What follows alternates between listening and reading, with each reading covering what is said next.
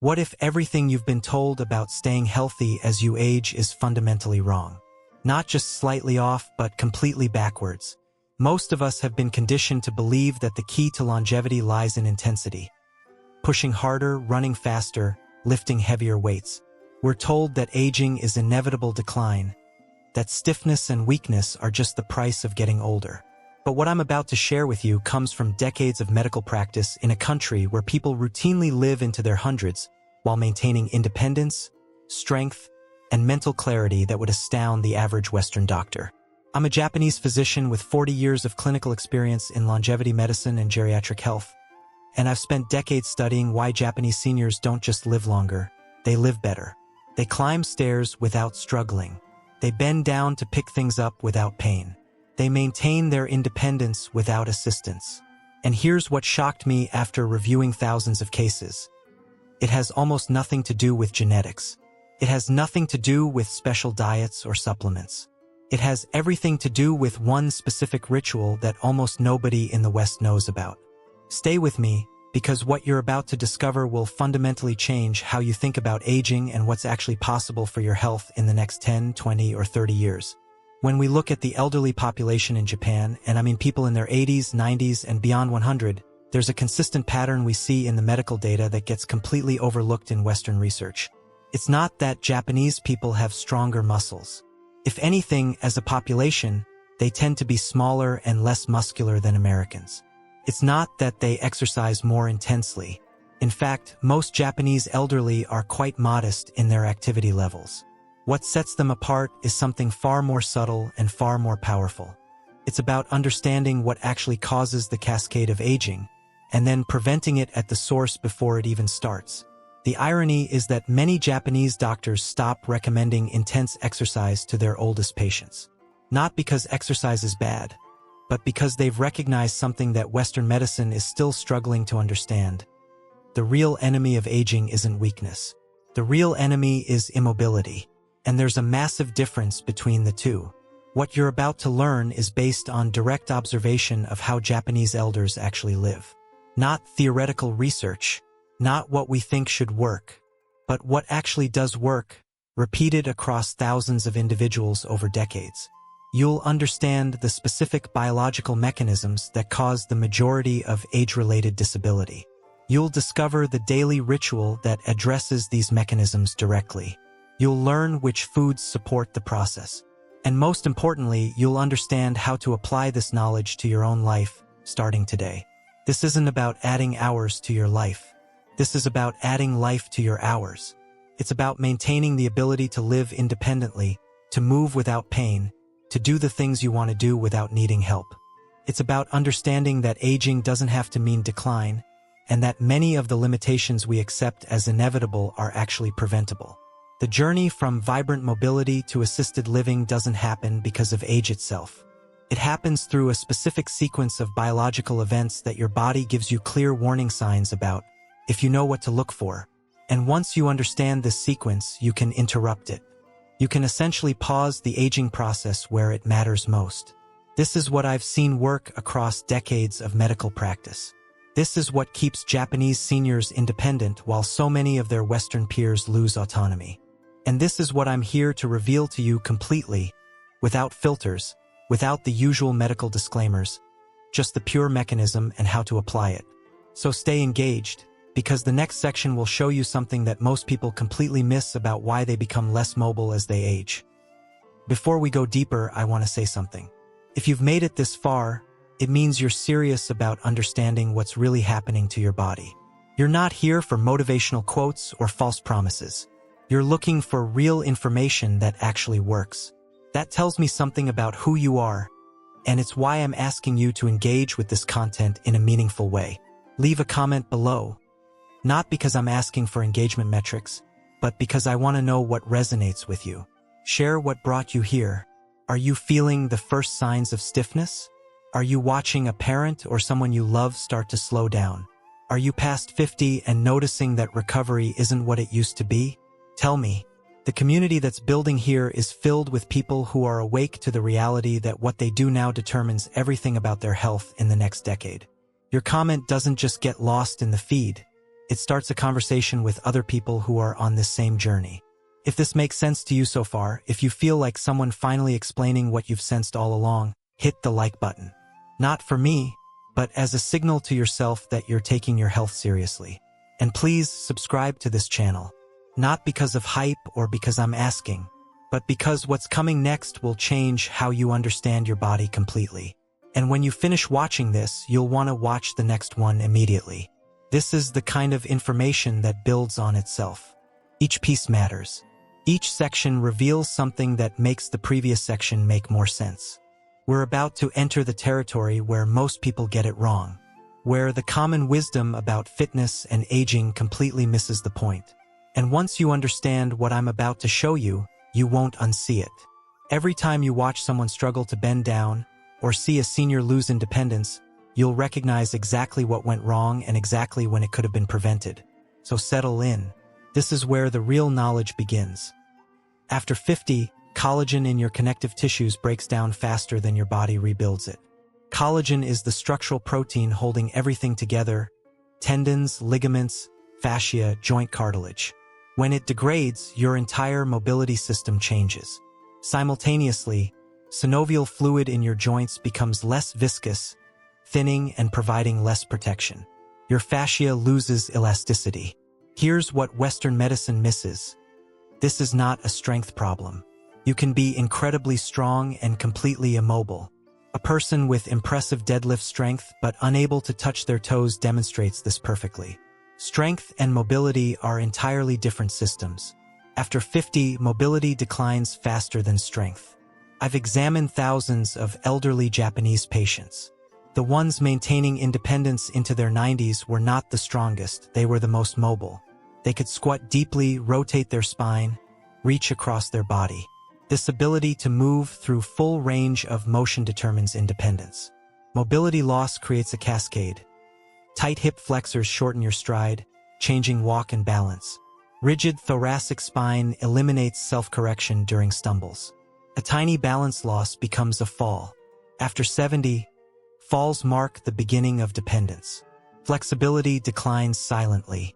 You lose a few degrees of hip motion yearly, tiny bits of spinal rotation, millimeters of shoulder reach. Unconsciously, you stop bending, stop reaching. Your muscles adapt to restricted movement. Within years, you've locked yourself into limited patterns. Japanese medicine differs fundamentally by treating this as prevention, not treatment. Address collagen breakdown before disability develops. Maintain synovial fluid and fascia elasticity through consistent stimulus that most people never practice. Decisions you make now determine your mobility in 5, 10, 20 years.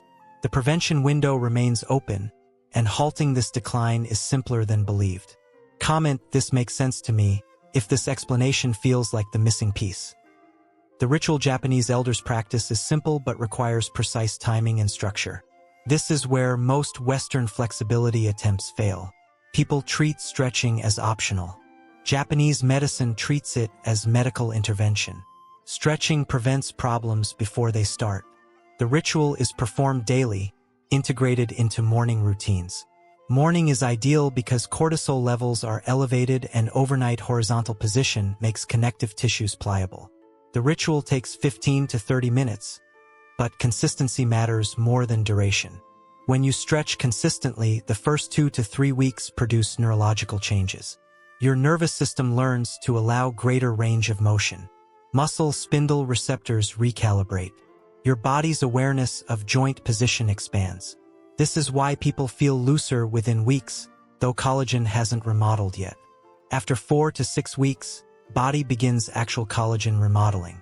Collagen constantly breaks down and rebuilds. Consistent stretching stimulus signals your body that this range is important. Your body builds new collagen in the pattern you're training. Fibers organize differently. Tissue becomes more extensible. Here's what separates success from failure. Stretching must be specific and held adequately. 5-second stretches are useless. Japanese ritual stretches are held 30 seconds to 2 minutes in sequences targeting specific joints. Hip flexors, hamstrings, calves, spine, shoulders, their specific order and logic. Frequency matters because collagen has a training effect. Consistent stretching signals priority. Your body upregulates collagen synthesis. Sporadic stretching produces minimal results because your body lacks reason to invest resources. By 3 to 6 months, collagen remodeling becomes permanent. Structural changes stabilize. Nervous system adapts completely. Restricted range becomes genuinely available. Maintaining the ritual keeps changes persistent. Japanese elders maintain flexibility into their 90s through consistency, applying gentle, persistent stimulus daily. They're fighting aging at the source. The ritual isn't random or casual. It's specific sequence with specific positioning performed specifically. Structure equals efficacy. Comment, I'm ready to learn the actual stretches, if you're prepared to understand the exact movements creating transformation. The lower body determines your ability to walk, climb stairs, maintain balance, and stay independent. 3 stretches address critical lower body regions that control mobility. First is the hip flexor stretch. Hip flexors control lifting your leg forward. Sitting tightens them for hours daily. Over decades, they become restricted. Tight hip flexors change gait, shorter stride, compensation through lower back. This affects posture and increases fall risk. The stretch is performed kneeling on one knee, other leg extended forward in lunge position. Gently press hips forward. Hold 45 seconds to 1 minute. Feel stretch in front hip, not pain. Second is hamstring stretches. Hamstrings on back of thigh are responsible for knee bending and hip extension. Modern life shortens them. Tight hamstrings are endemic. This matters because hamstrings control stepping down stairs, hills. When tight, people fear downward walking, lose confidence, restrict activity. They lose the very ability they're protecting. Hamstring stretch. Sit with one leg extended, other bent. Fold forward at waist toward extended leg. No bouncing. Find stretch and hold 45 seconds to minute. Feel stretch along thigh back, not knee or lower back. Too intense means going too far. Third is calf stretches. Calves control foot pointing and walking efficiency. Tight calves change foot positioning, making walking less smooth. You walk more on ball of foot. This changes forces through knee and hip. Affects balance because ground contact changes. Tight calves increase fall risk. Calf stretch. Stand facing wall. Step 1 foot back, keeping heel down. Lean forward, feeling calf stretch. 45 seconds to minute. Slightly bend back knee for soleus muscle work too. Both positions important. Each stretch targets tissue that, when tight, cascades problems. Hip flexor tightness causes posture and lower back issues. Hamstring tightness causes stepping fear and deceleration problems. Calf tightness causes gait changes and balance problems. Japanese seniors do this daily without intensity. Just consistency. Lower body sequence takes 8 to 10 minutes performed slowly with intention.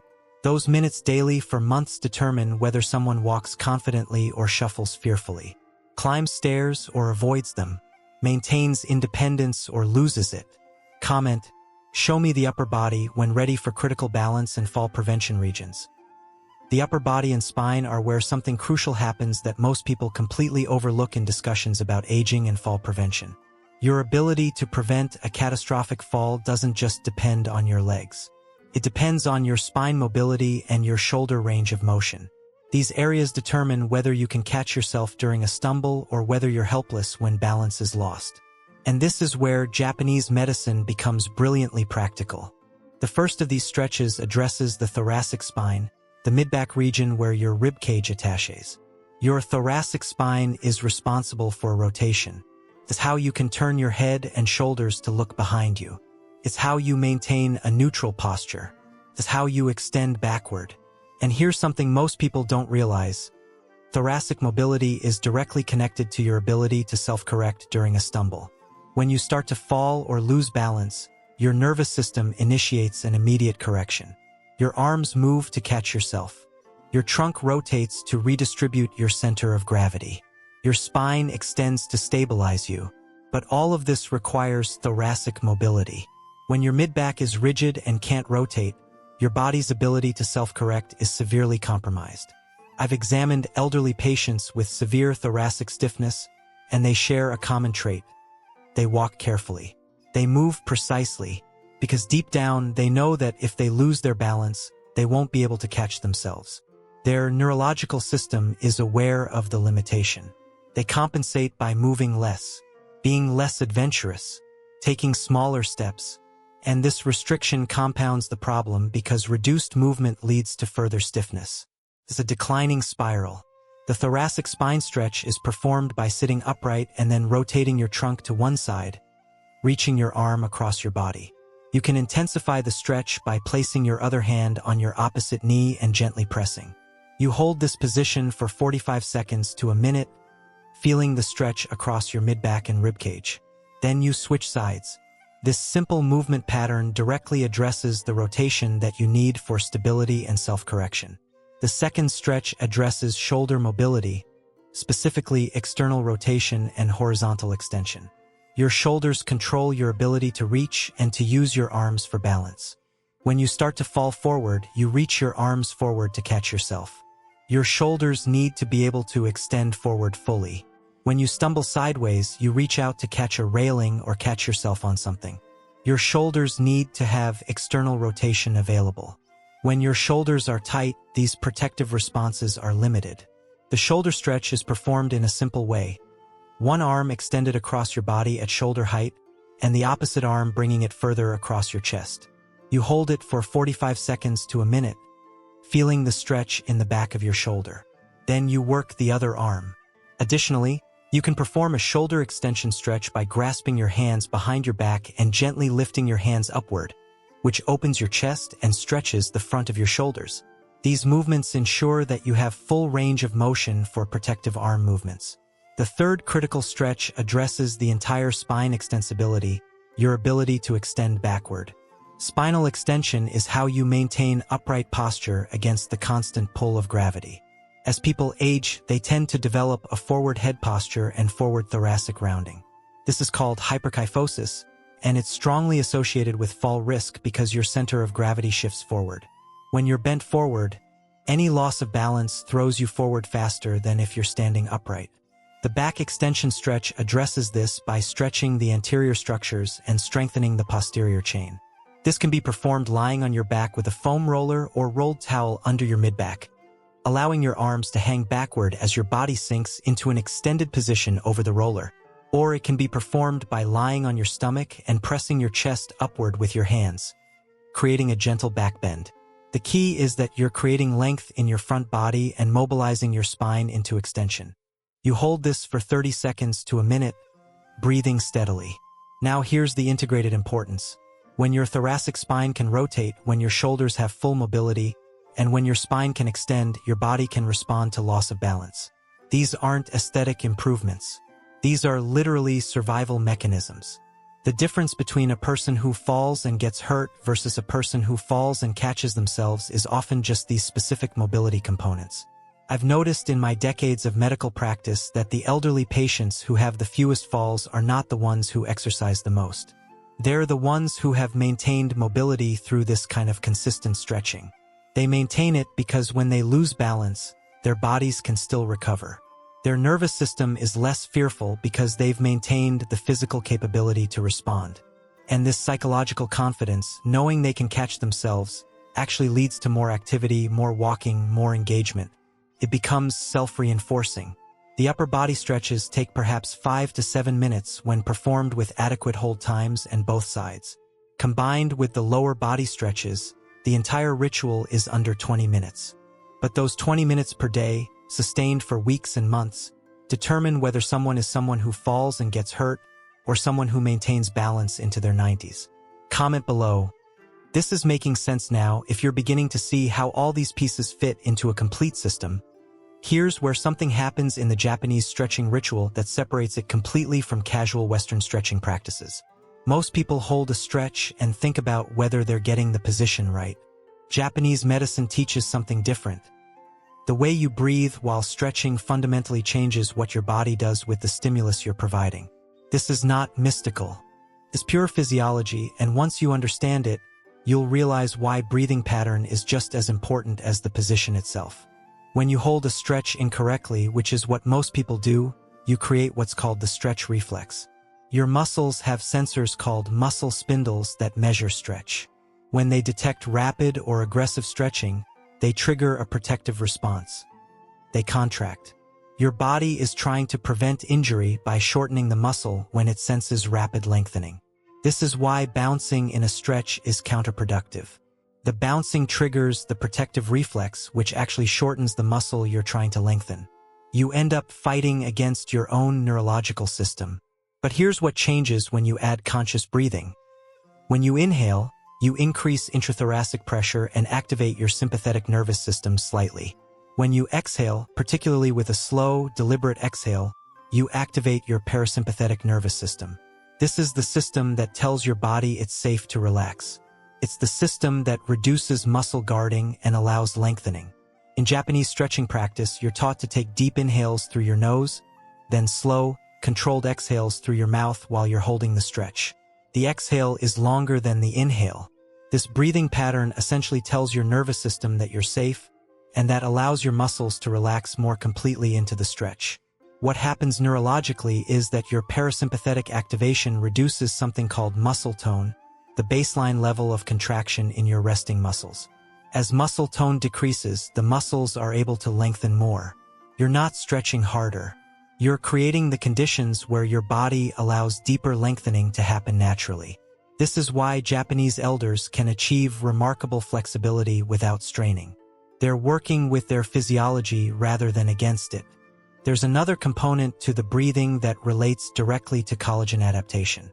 Collagen remodeling requires adequate oxygen availability.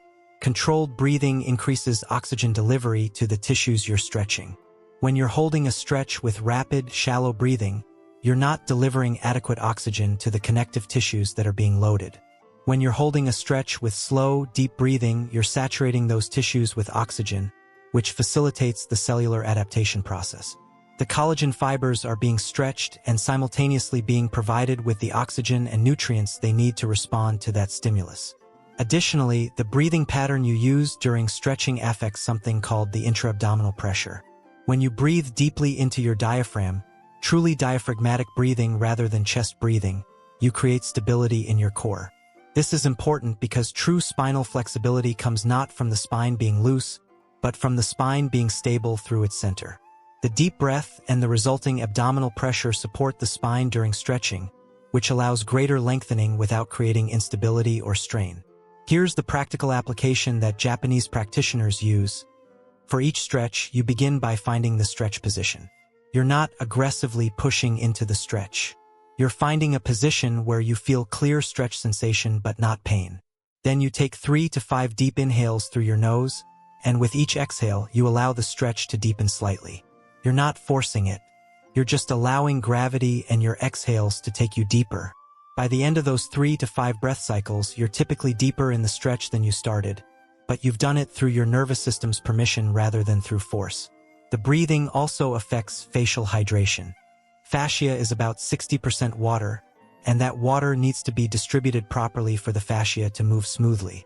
Controlled breathing with full diaphragmatic expansion helps maintain proper facial hydration, which means the tissues can slide against each other more smoothly and adapt more effectively to the stretching stimulus. What makes this different from just holding a stretch is the neurological component. Most people think of stretching as a purely mechanical activity.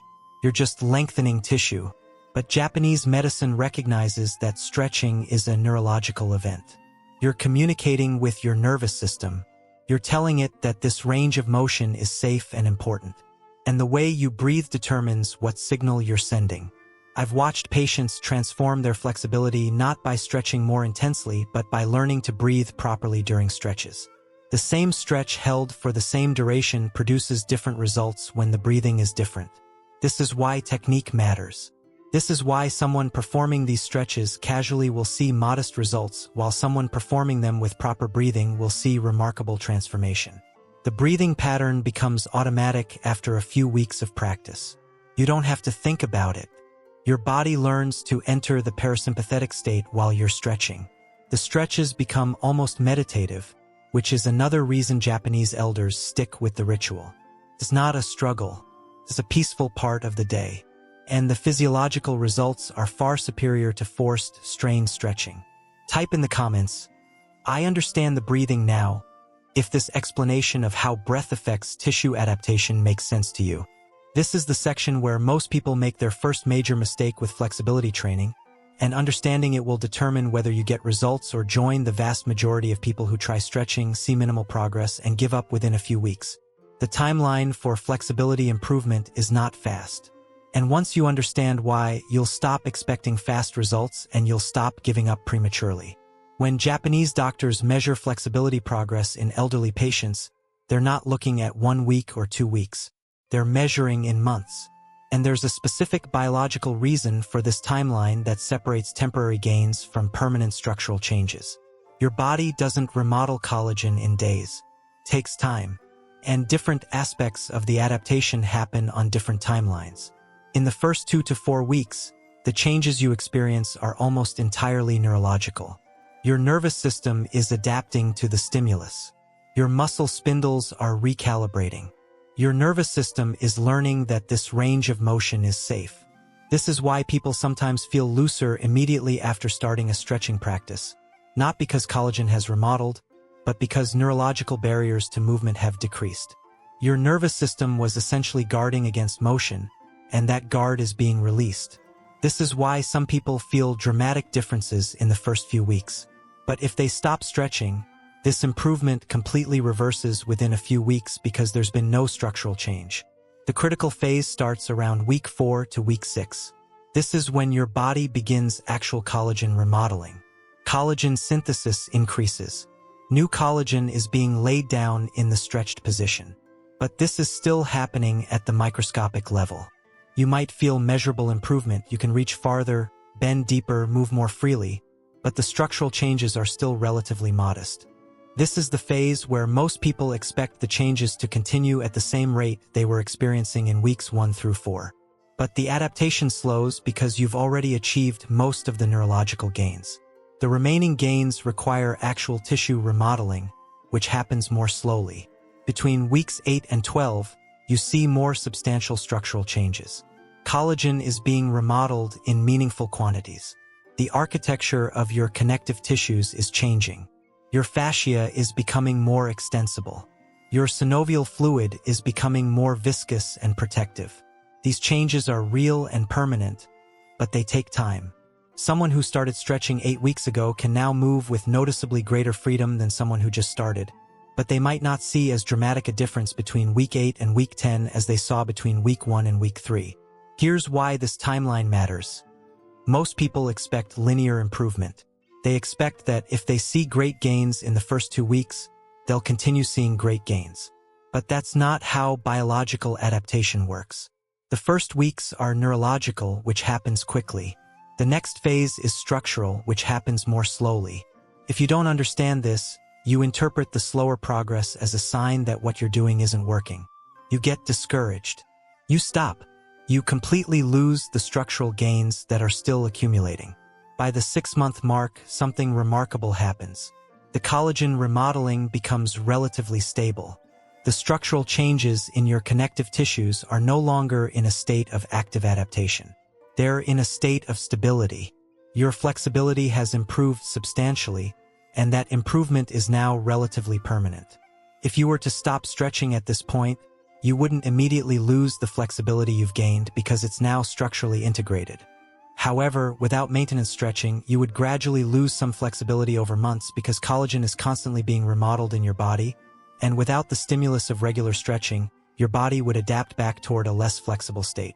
This is why Japanese medicine treats stretching as a lifelong practice, not a temporary intervention. It's not about achieving a goal and then stopping. It's about maintaining something that's essential for function and independence. And the beautiful part is that maintenance requires less effort than the initial adaptation.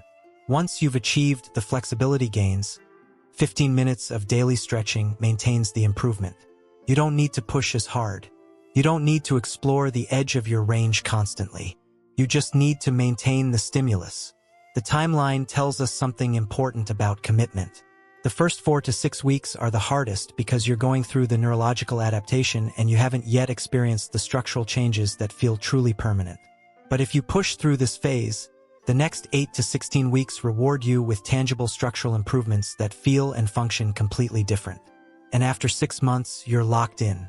The improvements are stable. The practice becomes easier because your body is no longer fighting the adaptation. You're just maintaining what you've built. I've watched Japanese patients struggle most in weeks 2 through 6. They feel initial improvement, then feel like they've plateaued. This is exactly the moment they often quit. But the ones who understand the timeline and push through this phase end up with remarkable flexibility. By week 12, they're astounded at what their bodies can do. By 6 months, they're transformed. And from that point forward, maintaining the flexibility is relatively easy because it's structurally embedded. This is also why attempting a quick flexibility program fails. Some fitness trends promise rapid flexibility gains. They don't work for structural changes because you can't compress the collagen remodeling timeline. Your body remodels tissue at a specific rate, and you can't accelerate that rate through force or willpower. You can only provide consistent stimulus and allow the time for the adaptation to occur. This is where Japanese medicine is smarter than Western quick-fix culture. The doctors know the timeline. They teach patients the timeline. And patients who accept that timeline actually achieve lasting results. The people who don't achieve results are the ones trying to rush it, or the ones who give up during the neurological adaptation phase thinking that nothing is working. If you're at week 4 or week 5 and feeling like the dramatic gains of week 1 have slowed, congratulations, you're entering the structural adaptation phase. That's exactly when you should be doubling down on the practice because the best gains are coming in the next 2 to 3 months. Drop a comment. I'm committing to the timeline if you understand that 6 months is not a long time when the result is reclaiming your independence and mobility. Now we enter the domain where Western medicine and Japanese medicine diverge most dramatically. Western fitness culture treats diet and stretching as separate domains. You stretch to get flexible. You eat protein for muscle. They're treated as independent systems. But Japanese medicine recognizes something fundamental. Stretching is applying a stimulus to your connective tissues, and whether those tissues actually adapt and remodel depends entirely on what substrate you provide for that remodeling. You can do perfect stretching with perfect breathing for months, and if your diet doesn't support collagen synthesis, your structural improvements will be limited. Here's what happens at the cellular level when you're stretching. You're creating microscopic damage to collagen fibers. This sounds negative, but it's actually what stimulates adaptation. Your body recognizes this as a signal to synthesize new collagen. But collagen synthesis requires specific nutrients. If those nutrients aren't available, your body has to ration them. It prioritizes essential functions first, maintaining organ function, supporting immune system, and flexibility improvement is a lower priority. You might see neurological adaptation, but structural adaptation will be slow and limited. The Japanese diet traditionally includes several specific foods that are almost perfectly designed to support collagen production and joint health. The first is bone broth. Not the trendy Western version that's boiled for a few hours, but traditional Japanese bone broth that's simmered for 12 to 24 hours, often with specific bones chosen for their connective tissue content. This extended cooking breaks down collagen into gelatin and amino acids, particularly glycine and proline, which are the primary amino acids in collagen. When you consume bone broth regularly, you're providing your body with the exact amino acids that it needs to synthesize new collagen. Additionally, bone broth contains minerals like calcium and magnesium that are essential for cartilage matrix formation. The second food is fermented foods. Japanese cuisine includes miso, tempeh, natto, and other fermented foods rich in beneficial bacteria. This matters because your gut microbiome influences your ability to synthesize certain nutrients. The bacteria in your digestive system help produce and absorb vitamin K, which plays a crucial role in bone mineralization and connective tissue health. Additionally, fermented foods contain natural probiotics that maintain the integrity of your intestinal barrier, which determines how effectively you absorb nutrients. If your gut barrier is compromised, what's sometimes called leaky gut, you can eat all the right nutrients but fail to absorb them. Seaweed is the third category of food that's critical.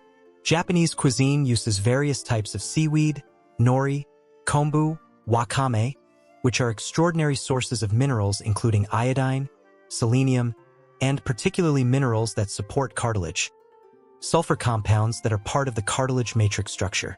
Additionally, seaweed contains polysaccharides that have been shown to stimulate cartilage-producing cells. When you're stretching and remodeling connective tissues, seaweed provides the mineral substrate that allows optimal adaptation. Fish, particularly fatty fish containing omega-3 polyunsaturated fatty acids, plays a different but equally important role. Omega-3s are precursors for anti-inflammatory compounds that your body produces. When you're stretching and creating microtrauma to connective tissues, there's a necessary inflammatory response. But you want this inflammation to be controlled and to resolve appropriately. Excessive inflammation impairs healing. Insufficient inflammatory response means inadequate signaling for adaptation. Omega-3s help modulate this inflammatory response, allowing optimal tissue repair and remodeling. Additionally, omega-3s support synovial fluid quality, maintaining the viscosity and protective properties of the fluid in your joints. The fifth category is vitamin C-rich foods. Your body cannot synthesize collagen without adequate vitamin C. This is not optional. Vitamin C is a necessary cofactor for the enzyme that cross-links collagen fibers, making them structurally stable. Without adequate vitamin C, your body can synthesize collagen, but it won't have proper structural integrity. Japanese cuisine includes vegetables like broccoli, peppers, and citrus fruits that provide abundant vitamin C. Additionally, some research suggests that vitamin C supplementation specifically before or after stretching sessions may enhance the stimulus effect on collagen synthesis. Here's where this becomes crucial. If you're stretching daily but not consuming adequate protein, collagen amino acids, minerals, or vitamin C, your body has no substrate for adaptation. It's like telling a builder to construct a house without providing materials. The stretching stimulus is there, but the building blocks are missing. This is why some people stretch consistently and see minimal improvement in flexibility, while others see remarkable transformation. The difference is usually not the stretching protocol. The difference is the diet. Japanese elders eating traditional diet naturally consume all of these elements. They eat bone broths regularly, often as a base for soups. They consume fermented foods at nearly every meal. They eat seaweed multiple times per week. They eat fish regularly, particularly fatty fish. They eat vegetables rich in vitamin C. Their diet is essentially optimized for supporting the exact physiological process they're stimulating through stretching. A modern Western diet doesn't support this naturally. Most people eating standard American diet are getting inadequate amounts of many of these nutrients. Bone broth is not common. Fermented foods are minimal. Seaweed is rare or absent. Fish consumption is often limited. Processed foods dominate, providing calories but not the nutrient density needed for connective tissue remodeling. This is why someone in Japan doing the stretching ritual with traditional diet sees dramatic results, while someone in the United States attempting the same stretching without dietary support sees modest results. The specific recommendation is straightforward. Consume bone broth or collagen-rich broth 4 to 5 times per week. Include fermented foods at multiple meals daily. Consume seaweed 2 to 3 times per week. Eat fatty fish 2 to 3 times per week. And ensure abundant vegetables, particularly those high in vitamin C. This isn't restrictive or difficult. It's simply food that provides the substrate for the physiological adaptation you're creating through stretching. Comment below, this changes everything if you're realizing that the diet was the missing piece you needed to understand. Everything we've discussed to this point, the mobility problem, the stretching structure, the specific stretches, the breathing technique, the timeline for adaptation, and the dietary foundation is not a collection of separate strategies. It's a unified system, and understanding how they work together is what separates someone who might try this casually from someone who will actually transform their mobility and independence. Here's the systemic logic. Your body is declining in a specific sequence as you age. That sequence is mobility loss first, strength loss second, and disability third. Most Western medicine focuses on strength because strength is measurable and easy to market. More muscle, more strength. But mobility decline happens earlier and is more consequential for independence. You can lose muscle but maintain mobility and still function independently. But you cannot lose mobility and maintain function. A strong person who cannot move through a full range of motion cannot perform the basic activities of living. They cannot dress themselves if their shoulders lack mobility. They cannot use the toilet if their hips lack mobility. They cannot walk safely if their ankles and calves lack flexibility. The stretching ritual addresses mobility directly. It prevents the connective tissue decline that causes mobility loss. It's preventive medicine applied to the primary cause of aging-related disability. But stretching alone doesn't produce results without the other components. The breathing component ensures that the stretching stimulus is applied in a way that the nervous system permits. It removes the guarding and tension that would otherwise limit how much lengthening can occur. Without proper breathing, you're stretching against neurological resistance. With proper breathing, your nervous system cooperates with the stretching, and the improvements are substantially greater. The timeline component is equally crucial. Understanding that structural collagen remodeling takes months, not weeks, is what keeps you committed during the phase when neurological gains have plateaued but structural gains haven't yet become obvious. Without understanding the timeline, you interpret the slower progress phase as failure and you quit. With understanding the timeline, you recognize the slower progress phase as exactly where the important structural changes are occurring, and you intensify rather than abandon the practice. The dietary component provides the substrate for the structural changes. The stretching provides the stimulus. The breathing coordinates the nervous system response. The diet provides the building materials. Without the diet, the stretching stimulus might produce modest neurological adaptation, but it won't produce substantial structural remodeling because your body lacks the raw materials to synthesize new collagen. The four components work together. Remove one and the system is compromised. This is why Japanese medicine is so effective with aging populations. Japanese doctors understand that you cannot address mobility decline through stretching alone, or breathing alone, or diet alone, or understanding alone.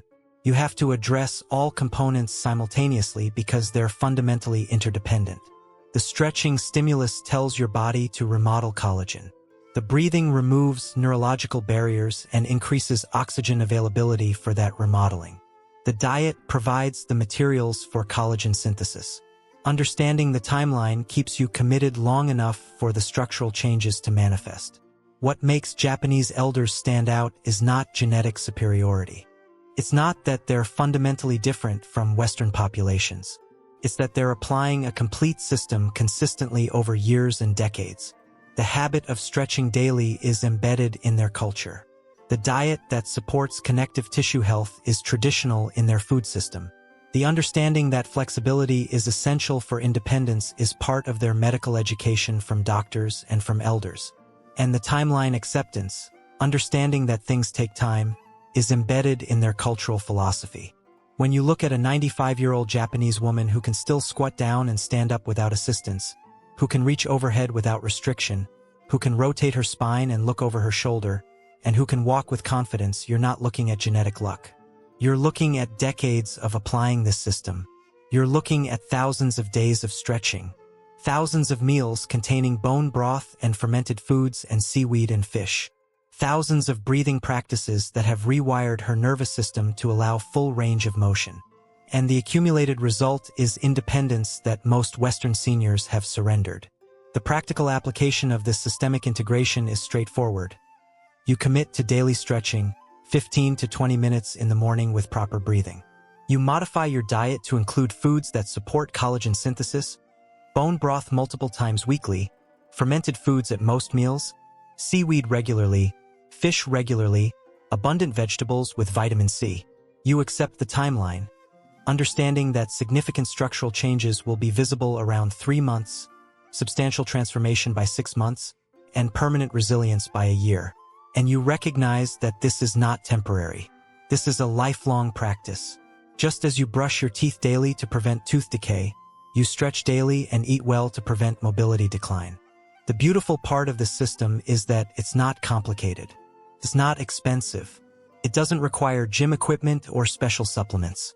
It just requires consistency. It requires doing the same thing every single day for months and years. And here's what I've observed in my decades of medical practice. The people who do this, who commit to the system and maintain it, are universally shocked at the results. They come back months later and say, I can do things I haven't done in 10 years. They say, I feel like my body has come alive again. They say, I'm not afraid of falling anymore. This is what the Japanese longevity approach provides. Not quick fixes, not promises, but a clear system that actually works because it addresses the actual biological mechanisms of aging rather than symptoms or surface-level issues. It works because the components reinforce each other.